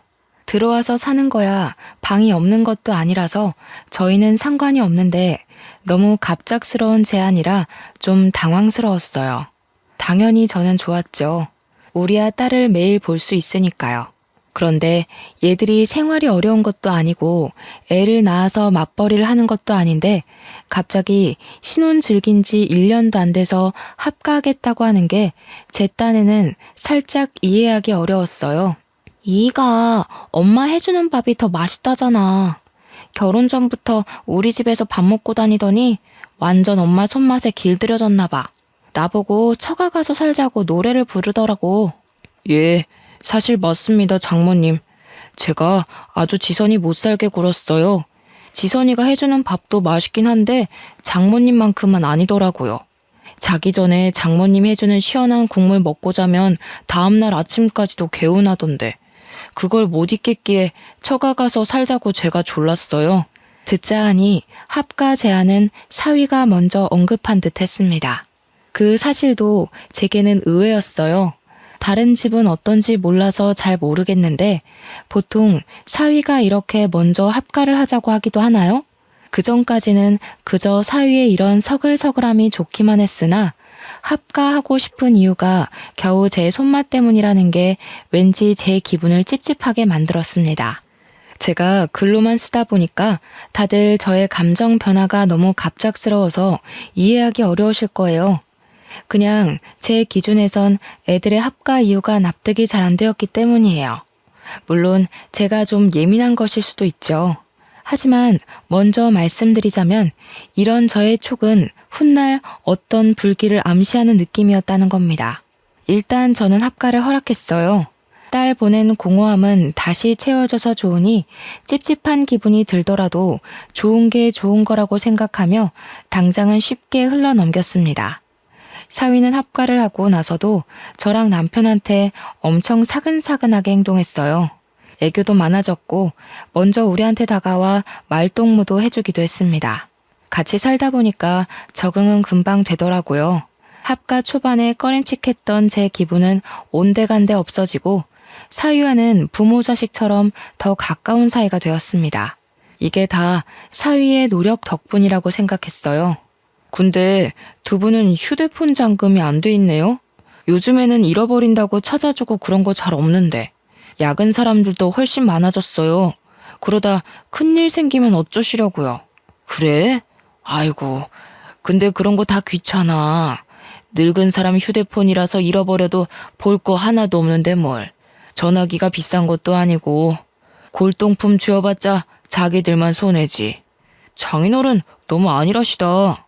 여기 보니까 은행 앱들도 다 깔려있는데요. 이거 비밀번호 걸려있어도 제대로 해킹하는 사람이 주우면 바로 털려요. 휴대폰이 비싸고 말고가 중요한 게 아니라 안에 내용물이랑 신상 정보 털리는 게 무서운 거라고요. 아이고야, 그걸 몰랐네. 그렇지, 내가 은행하는 것도 다 거기 들어있어. 얼른 잠가놔야겠다. 큰일 날 뻔했어. 강서방이 내 것 좀 설정해줘 봐라. 사위는 저랑 제 남편의 폰을 만지작거리면서 적당히 어렵지 않은 비밀번호로 휴대폰을 잠가 주었습니다. 저도 남편처럼 휴대폰에 은행 앱이 깔려 있어서 남편과 똑같이 식겁했었어요. 사위 말을 듣고 그때라도 잠금해야 할 이유를 알게 되어 안심했습니다. 그리고 남편은 사위가 휴대폰을 만지는 김에 컬러링이랑 벨소리 좀 바꿔달라 부탁했고 사위는 제가 일어나 다른 일을 보는 동안에도 한참이나 남편의 휴대폰을 들고 있었습니다. 그런데 그 이후로 제가 좀 불편하게 느낀 게 하나 있었는데요. 남편이 휴대폰에 관해 모르는 걸 먼저 묻는 경우는 뭐 그럴 수 있다고 쳐도 화장실 가고 없는 남편의 폰을 허락 없이 만지면서 이것저것 살피는 사위 행동이 좀 그렇더라고요. 제가 더 거슬렸던 건 그런 행동이 한두 날이 아니었다는 겁니다. 왜 허락도 없이 남의 휴대폰을 거의 매일 만지는 거죠? 좀 이상하지 않습니까? 사위는 제 폰이랑 남편 폰이 덩그러니 놀고만 있으면 우리 걸 가져가서 한참을 만지작거렸습니다. 한 번은 집안일 하다가도 그게 너무 신경 쓰여서 뭘 그렇게 보냐고 물은 적이 있었어요. 사위 말로는 우리 휴대폰에 좋고 편한 설정 많은데 우리가 그걸 잘 이용 못하는 것 같아서 최대한 깔아준다고 살피는 거라 했습니다. 아니면 갤러리를 구경한다고 둘러대기도 했고요. 그땐 제가 휴대폰에 대해 뭘 모르니까 마음이 좀 개운하지 않더라도 그러려니 했습니다. 우리 사위가 남도 아니고 저희 휴대폰을 훔쳐가는 것도 아니지 않습니까? 제가 괜히 예민해서 한 번씩 이상한 경계심이 올라오는 거라고만 치부하고 또 찝찝함을 넘겨버렸어요. 그런데 한날 남편이 사위 따라 사위 골프장에서 골프를 치고 같이 귀가를 했는데요. 이번에는 아예 사위가 남편 폰을 들고서 들어오더라고요. 그 옆에서 남편은 표정이 어두워 있었는데 분위기가 심상치 않아 보여서 무슨 일이냐고 물었었습니다. 아니 글쎄 내 폰이 해킹당한 것 같아. 강서방이 급하게 봐주고 있긴 한데 어디 돈 빠져나간 건 아닌지 모르겠어. 뭐? 어쩌다가 해킹 그거 무서운 거 아니야? 아이고야 이거 큰일이다. 당신 적금 목돈도 다 전화기 안에 있잖아. 그래서 창고는 들렸어? 가서 돈 안 빠져나가게 통장이라도 정지시켜야지. 해킹이란 것은 제게 무척 낯설기도 했고 엄청 나쁘고 위험한 거라고 딱 그 정도만 알고 있어서 당시에는 정말 큰일이 난 줄 알았습니다. 아직 무슨 일이 났다고 사위가 말해주지도 않았는데 이미 남편 통장에 있는 생돈이 모두 날아가 버린 줄 알았죠. 제가 남편보다 더 심장이 벌렁거려서 딸이랑 같이 준비하던 식사도 놓고서 사위 옆에 붙어 있었어요. 지레 겁을 먹은 저와 남편과 달리 사위 표정과 목소리는 평온하기만 했는데요. 사위가 계좌 정지시킬 필요까진 없을 것 같다고 해서 우선 한숨 덜고는 있었습니다. 그러면서 사위는 남편한테 이것저것 눌러달라며 휴대폰을 근근히 내밀었고 생년월일, 주소, 주민번호 등 인적 사항을 물어봤습니다. 남편은 아무런 의심 없이 술술 불었고요. 방에서 민증까지 찾아와 사위에게 날름 주었어요. 남편도 일이 어떻게 돌아가는지 보기라도 하려고 돋보기를 끼고서 사위 하는 걸 유심히 지켜봤는데요. 나는 보더라도 아무것도 모르겠네. 일단 큰 문제는 넘긴 거 맞다니까 마음이 놓인다. 그래도 집에 똑똑한 강서방이 있어서 이런 것도 바로바로 해결되고 우리가 사위를 참 잘 뒀어. 여보, 우리 저번에 전복 산 거 있지? 그거 좀 손질해서 강서방 좀 먹입시다. 남편이 속 좋게도 심각한 와중에 허허 웃길래 제가 남편 등짝을 탁 때리며 어디 정신 빼놓고 있다가 해킹 당할 뻔한 위험까지 경례하면서 나무랐어요. 뒤늦게 남편한테 쓴소리 좀 할 수 있었던 건 사위 덕분에 그나마 불안을 내려놓은 후였기 때문이에요. 저와 남편이 투닥거리는 사이에 사위는 뭔가를 끝냈는지 남편에게 폰을 돌려줬는데요. 완벽하게 처리가 잘 된 줄 알았더니 사위가 뒤이어 하는 말에 우리는 다시 불안감을 떠안아야 했습니다. 급한 불은 껐는데 이런 게 한 번에 해결되는 건 아니고요. 며칠 주기로 계속 확인해야 되는 거라서요. 제가 나중에 다시 한번 말씀드릴 테니까 지금이랑 비슷하게만 도와주시면 돼요. 그래? 그럼 어디 돈 날리고 그런 거 아니야? 내가 가진 돈이 전부 전화기랑 다 연결되어 있거든. 그대로 있었어? 일단 지금은 그래요. 통장 같은 데는 전혀 문제가 없었고 대신 해킹 바이러스가 다른 방향으로 안에서 돌고 있을 수 있거든요. 갑자기 전화가 먹통이 될 수도 있고 문자나 인터넷 들어갔다가 해킹에 노출될 수도 있고요. 우선 장인어른이 이미 한 번 노출됐기 때문에 완벽히 안심하긴 일러요. 그 소리를 듣고 저는 다시 남편의 등짝을 팼습니다. 제 개인적인 적금은 제게 있지만 저희 현금 재산도 그렇고 공동명의 재산도 그렇고 대부분의 재산이 남편 손에 있었거든요. 남편도 겁에 질리긴 했는지 저한테 맞으면서도 사색이 되어 반응을 보이지 못했습니다. 사위는 난리가 난 저희더러 괜찮을 거라고 자기만 믿으라고 달래주었어요. 그 뒤로 사위는 남편보다 더 남편 폰을 많이 들고 있게 되었습니다.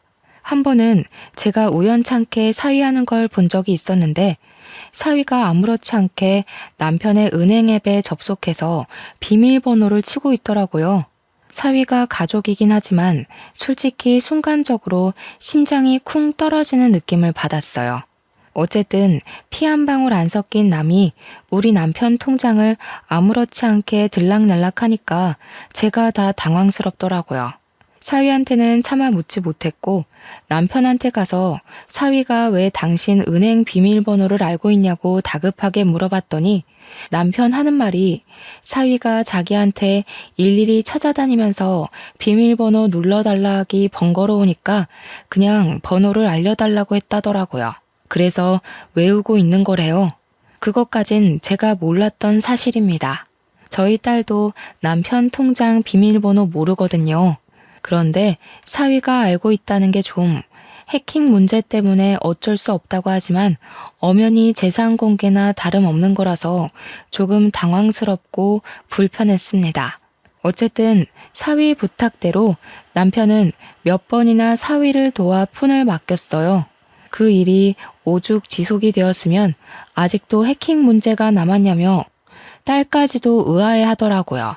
하지만 사위는 그저 진지하고 꼼꼼하고 심각하기만 해서 아무도 건드릴 수가 없었습니다. 그러다 남편 일이 제대로 해결되기도 전에 제 심장이 한 번 더 바닥을 친 적이 있었는데요. 여느 때처럼 평범한 날에 저한테 문자 하나가 도착했었습니다. 파란색 글씨가 반짝반짝한 게 뭘 누르게 되어 있어서 그걸 생각 없이 눌렀거든요. 그런데 언제 나타났는지 갑자기 뒤에서 튀어나온 사위가 제 폰을 뺏으면서 막 열을 내며 침을 튀기는 겁니다. 장모님, 그런 거 함부로 누르시면 안 돼요. 아, 망했다. 장모님 폰까지 털린 것 같은데. 이런 게 제일 흔하게 해킹당하는 방법이라고요. 이거 빨리 알아봐야겠는데요? 뭐? 아유, 그럼 어쩌나? 어떻게 좀 해봐. 나는 그냥 뭘 눌러야 하는 건가 싶어서 생전 그런 게 안 오더니 왜 갑자기 그런 게 날라오고 난리래?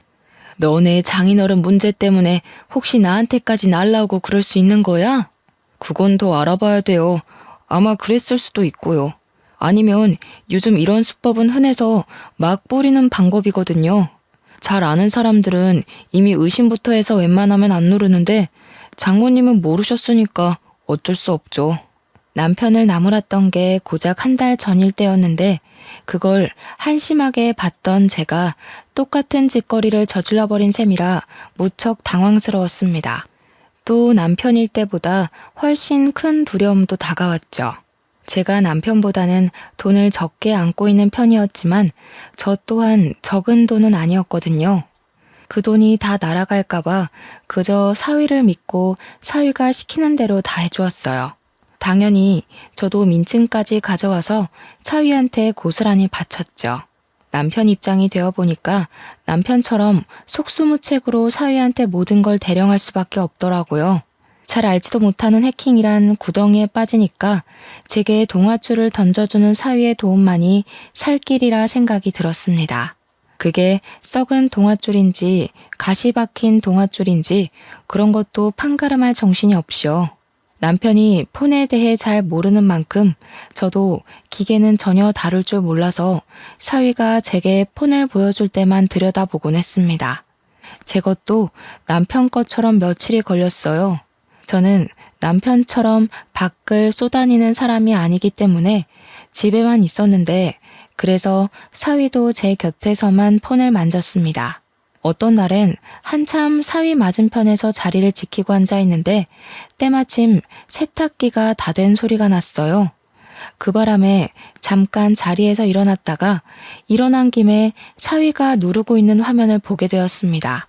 무슨 비대면 실명 인증 절차? 이해하긴 어렵지만 의문스러운 문구가 적혀 있는 겁니다. 역시 옛날 사람인 제가 빠르게 알아차리기엔 어려운 용어라서 그대로 세탁실에 갔고 잠깐만 있다가 다시 사위가 있는 곳으로 돌아왔습니다. 그러면서 또 사위가 뭘 하고 있나 화면을 슬쩍 보았죠. 이젠 화면에 모바일 신용대출 신청서라 적힌 글자가 있더라고요. 대출 신청서? 그 정도는 저도 알아들을 수 있는 말이었습니다. 대출한다는 거잖아요. 그런데 대출이랑 해킹은 관련이 없지 않습니까? 사위가 손가락을 빠르게도 올리면서 열심히 제 신상 정보를 신청서에다 적어 내려가는 중이었어요.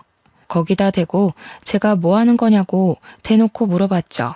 그랬더니 사위는 제가 뒤에 온 줄 몰랐던 건지 제 목소리에 비명을 지르며 휴대폰을 놓쳤습니다. 제가 그걸 주우려고 하자 사위가 그 퉁퉁한 체격으로 아주 잽싸게 주워서 멀찍이 도망가 버렸어요. 그러면서 저더러 자기가 놀랐던 감정만 호소하더라고요.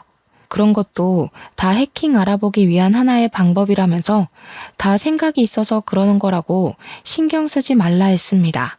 그때부터 저는 뭔가 이상하다는 걸 눈치챘어요. 그래서 사위가 출근하고 집에 없을 때 딸을 불러다가 물어봤습니다. 내가 아무리 생각해도 대출 신청서는 대출을 할 거라는 의미 같거든? 도대체 그런 걸 신청해서 어떻게 해킹 바이러스를 잡는다는 거냐? 엄마가 잘 몰라서 그러는데 정말 그런 게 있긴 해? 그런 게 있을 리가 없지. 뭔가 이상한데? 엄마, 제대로 본 거 맞아? 나도 해킹에 대해선 잘 모르긴 한데 대출 신청서로 해킹 잡아낸다는 건 듣도 보도 못했어. 엄마가 잘못 본 걸 거야. 감히 장모 이름으로 대출 신청하는 사유가 어딨겠어. 아니라니깐. 이 엄마가 다른 건 다 안 좋아도 시력 하나는 건강하잖니. 정말 대출 신청이라고 돼 있었어. 네가 나중에 사위한테 슬쩍 한번 물어봐봐. 에이, 엄마는 아직도 사위가 어떤 사람인지 몰라? 그 순둥순둥한 사람이 어디 그런 꼼수를 부릴 만한 배짱이 되겠어? 말이 되는 소리를 해야지. 딸이 제 말을 믿지 않으며 설렁설렁 대응을 하길래 저는 난생 처음으로 딸에게 언성을 높이면서 똑똑히 봤다고 지금 엄마 바보 취급하는 거냐고 호소를 하였습니다. 절대 잘못 본 거 아니니 제발 좀 알아봐 달라고 사정까지 했어요. 그랬더니 딸은 제 반응에 당황해서 저를 달래주었고 이내 곰곰이 생각하더니 나중에 사위 오면 물어보겠다고 했습니다. 그리고 그날 밤 딸이랑 사위 다투는 소리가 거실 밖까지 새어나왔어요. 미친 거 아니야? 당신 지금 우리 엄마 아빠한테 사기친 거야?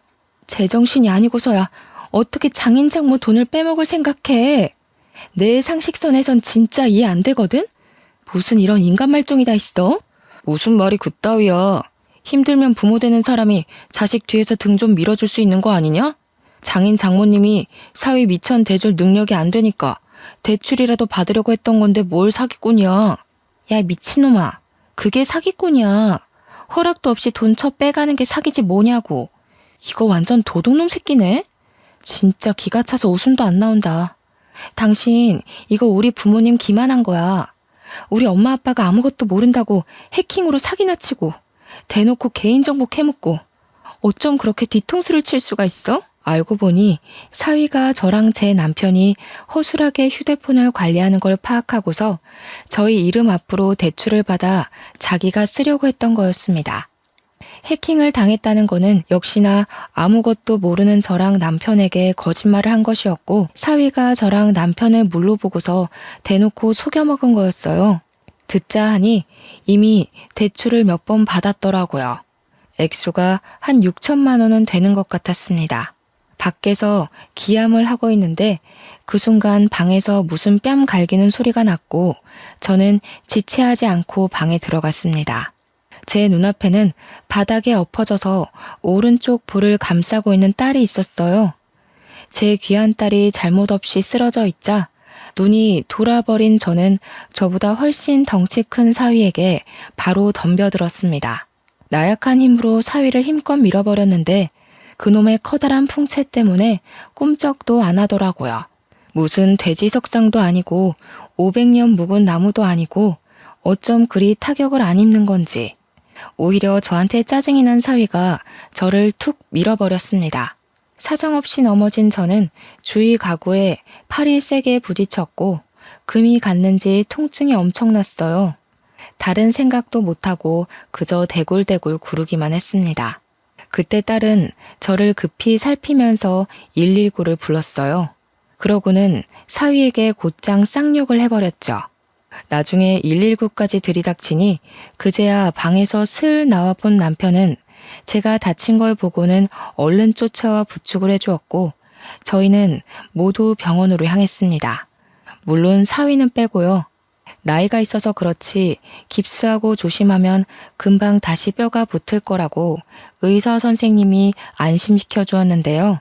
한숨 돌리고 난 후에야 저희는 아까 있었던 일을 다시 생각해 볼 수 있었습니다. 딸은 굉장히 화가 난 상태였어요. 우선 자기 신랑이 우리한테 패기친 부분을 가장 크게 담아두고 있었어요. 딸은 집으로 돌아가는 길에 사위를 경찰에 신고해버렸습니다. 제가 딸을 잠시 말리면서 신고를 해버리면 너네 이혼할 수밖에 없다고 했더니 딸이 그딴 도둑놈 새끼랑은 못 산다고 당연히 이혼할 거라 하대요. 그래서 딸이 마음대로 하도록 저도 내버려 두었습니다. 사실 딸이 그렇게 말해주길 제가 기대했는지도 모르겠네요. 그렇게 바로 경찰서로 간 저희는 사위에게 무슨 짓을 당했는지 세 식구 다 진술서 작성하고 난 뒤에 사위를 만났습니다.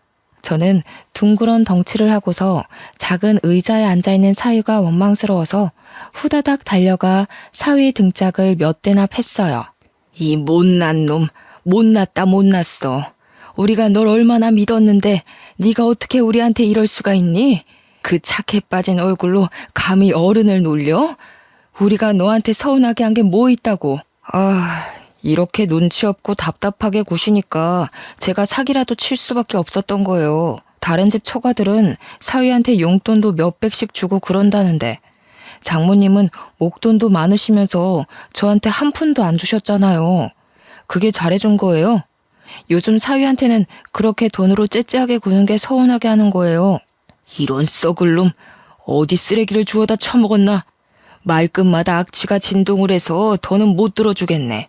고작 사기친 놈이 뭐 잘난 짓 했다고 면상 빳빳이 쳐들고 있어? 고개 쳐박아 이놈 새끼야. 저도 저지만 남편이 사위를 정말 많이 좋아했는데 그래서 사위에 대한 배신감이 더 심한 듯 했습니다. 남편이 눈에 불을 켜고 사위의 머리통을 후려치며 형사님 책상에다가 처박아 버리더라고요. 평소 골프하느라 팔 근육이 죽지 않고 단련이 되어 있었는데 제가 덤비면 꼼짝도 안 했던 사위가 남편 손짓 한 방에 힘도 못 쓰고 머리를 박았습니다. 심지어 남편은 아무리 생각해도 분이 안 풀린다면서 한 대로 모자라 두세 대는 더 뒤통수를 후려 갈겼습니다. 그러자 처맞고 있던 사위가 짜증을 팍 내면서 벌떡 일어났는데 남편은 사위의 커다란 덩치에 놀라지 않고 바로 발등을 콱 밟으면서 반대다리 정강이까지 차버렸어요. 그렇게 노려보면 어쩔 건데? 이 지옥불에 떨어질 놈 같으니라고. 부모 없다길래 불쌍해서 신경 좀 써줬더니만 아주 우리를 봉으로 보고 있어? 그 머리로 뒷일까지 생각 안 한 거 보니 그냥 똥멍청이가 따로 없구나. 경찰 선생님들 말 들어보니까 자네가 친히 남겨준 내역들이 다 증거가 된다더라. 무슨 말인지 알아? 네가 네 발목 잡은 거라고 이 개놈 자식아. 남편이 말하는 내내 계속 사위를 들고 찾는데도 경찰서에선 말리는 사람이 없었습니다. 경찰들도 제 남편 입장에 서 있었던 거예요. 그 시간이 늦은 밤이라서 보는 눈이 적을 때였기에 경찰들이 눈을 감아준 게 아닌가 싶습니다. 그래서 저랑 딸이 그만 더러운 곳에 손 떼라고 말려줘서 남편이 겨우 참은 거였어요.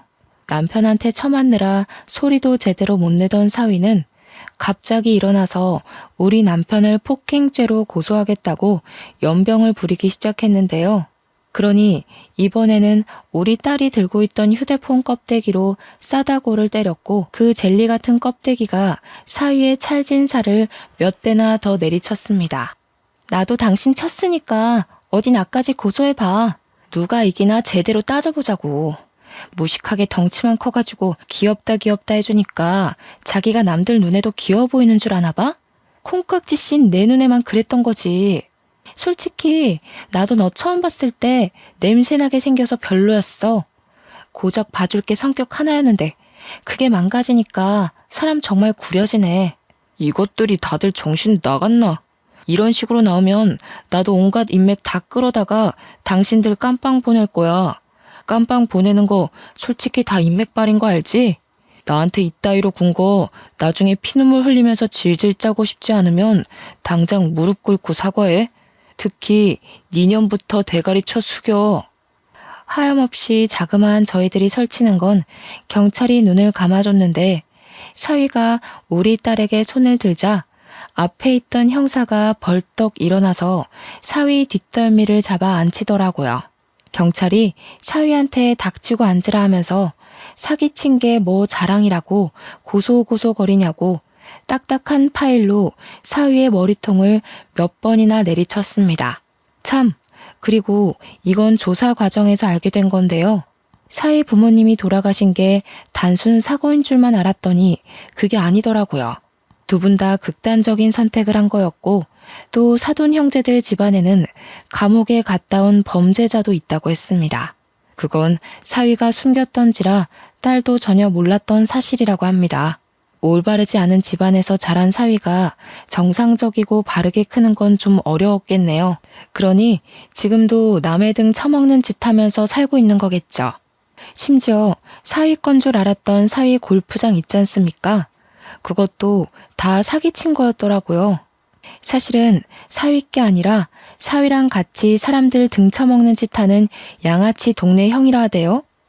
저희한테 써먹은 수법처럼 나이 많은 사람들이 잘 모르는 휴대폰을 가지고 청산유수 말솜씨를 부려 등쳐먹고 돈 모아서 골프장을 유지하는 것 같았습니다. 우리 딸은 조사하면 할수록 사위가 자기한테 의도적으로 접근해서 일부러 성격 좋은 척 연기를 했던 거란 걸 알게 되었어요. 그러니 딸이 이거 완전 사기 결혼 아니냐고 머리 끝까지 화가 나서 사위를 한 대 더 쳤고 바로 사위에게 이혼 소송 및 사기죄로 고발을 해버렸습니다. 당연히 사위가 저희 몰래 빼간 돈 6천만 원도 정당하게 청구 요청에 받아낼 수 있었어요. 사위 때문에 다친 팔도 진단서만 제출하면 그에 대한 벌금을 물 수 있다고도 했습니다. 순식간에 모든 걸 잃게 된 사위는 뭔가 잘못 돌아간다는 걸 느낀 건지 그제야 저희 앞에 무릎을 꿇으며 급하게 사정하기 시작했습니다. 잠깐만요. 진정 좀들 하세요. 집안 문제를 왜 이렇게까지 끌고 가는데 우리끼리 대화로 잘 풀 수 있는 거잖아요. 6천만 원 그거 돌려드릴게요. 골프장이 제게 아니긴 해도 6천만 원은 빼내올 수 있어요. 그러니까 우리 서로 소송까진 가지 맙시다. 그래도 살아온 정이 있잖아요. 장인어른, 장모님, 저 아들 같다고 좋아해 주셨잖아요. 세상에 어떤 부모가 아들을 고소해. 아들 같은 소리 하네. 네가 내 딸 옆에 있을 수 있을 때나 아들이지. 내 딸이 너를 버린 이상 넌 그저 똥덩어리 수준밖에 안 돼. 그저 지 목숨 건사하려고 무릎 꿇고 사정하는 것도 보기 역겨워 죽겠다. 그동안 네 목구멍으로 쳐넣은 우리 집 쌀이 다 아까워. 진짜 너무하시네요. 저 부모 없다고 더 이렇게 막대하시는 거죠? 이거 사람 2번 죽이는 거예요. 부모님한테 버림받았을 때 느낀 트라우마가 2분 때문에 다시 살아날 지경이라고요. 이게 사람으로서 할 짓이에요? 시끄럽다 이놈아. 지 부모까지 욕보이게 하는 썩을 놈 같으니라고. 이 와중에도 그저 사기칠 생각밖에 안 하네. 살아보겠다고 어떻게 죽은 네 부모까지 이용해서 나불거려? 그래봤자 하늘이 알고 땅이 알아. 부모 없이 컸으면 더 정신 똑바로 차리고 살았어야지. 그러니까 너는 고작 사기꾼 나부랭이밖에 안 될 운명이었던 거다. 반성 같지도 않은 반성을 해놓고서 사위는 자기가 뭐 대단한 회유라도 보여주는 줄 아나 봅니다. 반성을 해줘도 난리냐고 다시 얼굴색이 돌변해서는 벌떡 일어나 저한테 따졌어요. 역정을 내면서 손찌검을 행사하려고 하길래 이제 그만 경찰한테 연행되고 말았습니다. 그대로 유치장에 수감이 되면서 저희한테 합의받을 기회마저 스스로 들고 차버린 거죠. 그리고 사위가 양아치 형님이랑 같이 운영해왔다던 그 골프장은 경찰들이 바로 압수수색을 나갔는데요. 세상이나 글쎄 그 골프장이 다른 골프장처럼 멀쩡한 곳은 아니더라고요. 법에 위반되는 불법적인 수단 등이 많았다고 했고 거기 신규 아르바이트생 말고 정직원으로 일하는 사람들은 조사를 들어가야 될 정도로 수상한 사람들이 많아서 다 잡혀갔다고 합니다. 당연히 골프장은 잠정적으로 운영 정지시켰고요. 무슨 깡패들 현금 세탁하는 곳으로 이용되고 있다고 했었나? 저는 경찰한테 자세히 전해들어도 뭐 아는 게 없으니 그저 사위가 아주 못된 놈이었다는 것만 기억하고 있어요. 사위 포함해서 몇몇 우두머리들은 징역을 살게 되었다고도 들었습니다. 살면서 깡패를 만나게 되는 일도 드문데 깡패 같은 놈이 우리 사위로 왔다 갔으니 어디 쪽팔려서 이런 얘기를 할 수나 있을지 모르겠네요. 아무리 우리가 늙어서 세상 물정 잘 모른다고 하지만 우리 같은 노인네들도 한 시대에서 청춘을 보내온 사람들입니다. 우리가 젊었을 그 당시에도 마찬가지로 그때의 노인네들은 아무것도 몰랐어요. 그렇다고 사위처럼 젊은 나이 믿고 노인네들한테 사기치는 짓은 안 했다는 거예요. 사기는 그냥 사기일 뿐이에요. 어떤 변명이 붙어도 그건 말 그대로 변명일 뿐이라고 생각합니다. 사기치는데 젊고 늙고가 어딨겠습니까? 젊으면 한 번쯤 사기쳐 볼 수도 있고 늙으면 한 번쯤 사기당해 볼 수도 있고 이런 건 말이 안 되죠. 똑같은 인간인데 같은 땅덩어리에서 같은 목숨을 갖고 사는 사람이 그러면 안 되는 겁니다. 도대체 어떤 마음으로 살아야 사위처럼 결혼까지 해서 돈을 빼올 생각을 하는지 그건 아직도 이해하기 어렵고 잘 모르겠네요. 어쨌든 제 딸은 다행히도 이혼을 했다고 해서 그리 큰 타격을 받은 건 아니지 싶었어요. 친구들이랑 통화하면서 매일 밤 사위 욕을 하는 걸 들었거든요. 만약 재기할 수 없을 만큼 큰 상실감을 얻고 무너졌다면 훗날 이런 이혼 사실이 딸 인생의 트라우마로 남을 만큼 큰일이었다면 저렇게 다른 사람에게 쉽게 얘기하진 않지 않았을까 조심스레 생각해 봅니다. 가끔씩 딸이 저랑 남편한테도 사위 욕을 하면서 정신 빠진 놈 데려와서 미안하다고 사과를 해줍니다. 이제는 만약 결혼 상대가 또 생긴다면 부부되는 기념으로 서로 같이 경찰서에서 명확하게 신원조회나 범죄 조회를 하고 난 뒤에야 결혼하겠다고까지 했어요. 우리 딸이 씩씩하게 마음을 정리한 것 같아서 저와 남편은 많이 안심했습니다. 당분간 딸은 자기 삶에 집중하고 싶다면서 소개팅이 들어오면 한 3년은 거절할 거래요. 그러면서 하는 말이 사실 결혼을 해보니까 좀 피곤하고 재미없더라면서 다시 솔로가 된 기분을 실컷 만끽하고 싶다네요. 저희야 뭐 딸의 의사를 존중해주니까 그저 딸이 웃을 수 있다는 것만으로도 더 바랄 게 없습니다. 그런데 한편으로는 정말 괜찮은 사위가 있다면 진짜 내 식구 잘 살아볼 수 있었을 텐데 하는 아쉬움은 있어요. 그 사기꾼이 아쉽다는 게 아니라 그냥 사위의 존재가 있더라도 딸이 저희에게서 멀어지는 게 아니란 걸 느껴서 그런지 북적거렸던 분위기가 한 번씩 그립긴 하더라고요. 그렇다고 딸이 섣부르게 사윗감을 데려오는 건 또 안 바라네요. 참 욕심도 많죠? 어쨌거나 여러분들도 늘 스스로를 위해 너무 풀어지지 마시고 한 번씩 주의를 경계해보는 것도 나쁘지 않을 것 같아요. 이 사기꾼들도 만만한 사람한테 잘 들러붙더라고요. 우리 서로 조심해서 나쁠 것 없지 않습니까? 그럼 항상 좋은 일만 있으시고 몸 건강하시길 바라면서 저는 이만 쓰도록 하겠습니다. 감사합니다.